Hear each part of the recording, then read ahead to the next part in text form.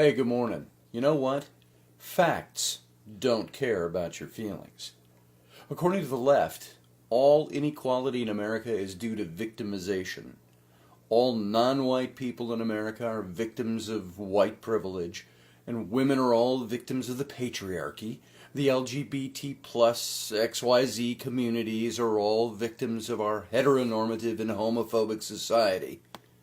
But what if you've never been victimized by our society? What if you've never had that happen to you? You've never been the victim of discrimination.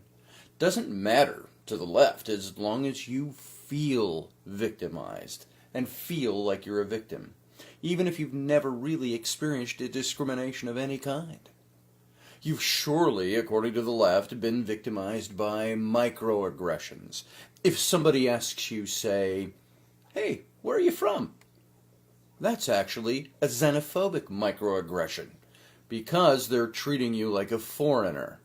If a man holds a door open for a woman, that's a sexual microaggression because he's treating her not as a gentleman really should, but as a helpless female. Compound that with the fact that he doesn't even know anymore if she's a man, a woman, or something in between, and the victimization piles even deeper and deeper. In short, everyone's a victim.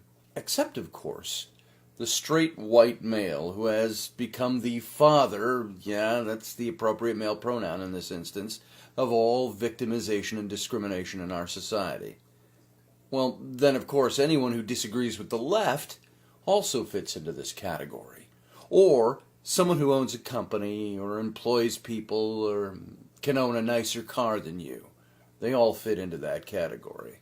The left, in turn, understands the need for confrontation of these victimizers, even if that means imposing aggression of their own upon them, like walking out of a graduation ceremony or treating them badly in public or denying them their right to free speech. And the left incorporates all sorts of gymnastics of the imagination to justify their aggressions. In other words, it's okay to punch a Nazi in the face. And of course, anyone who is conservative, now according to the left, is a Nazi. I've experienced this one myself by some people I know very well. The problem with all of this victimization from the left is that it's primarily based in feelings, not facts. Take white privilege, for example. There's no such thing. The only real privilege we have in America is American privilege. And that is, by definition, the right to make your own choice and live your life as you choose, or as they said back in the colonial era, not by your leave. According to the Brookings Institute, if you do these three things, you're on the path to the privileged life in America. 1, finish high school. 2, don't have babies before you're married. 3, hold a job.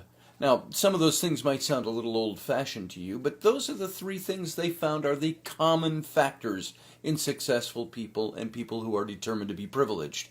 If you do these three things, according to the Brookings Institute, you'll be well on your way to a privileged middle-class life in America.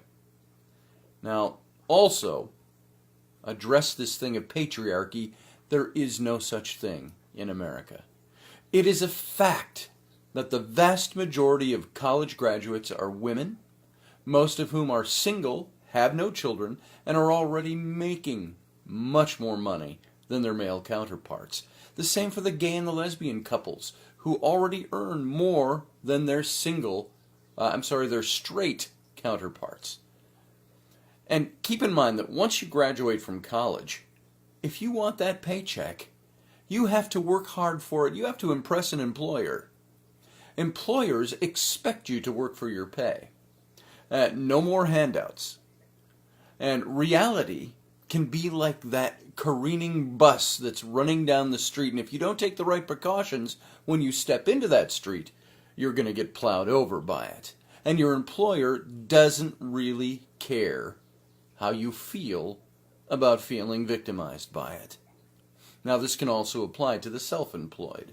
You get your paycheck because you earn it and you work hard to get there. So stop worrying so much about your feelings, and your feelings being hurt, and your feelings of being victimized, and start thinking more about how you can be a better person in the world in which you live, and how you can strive for personal excellence, and how you can prevent yourself from getting in your own way. Those are the keys to living a life that is really, truly individualistic, and living a non-victimized, privileged life. Go out there and don't be a victim.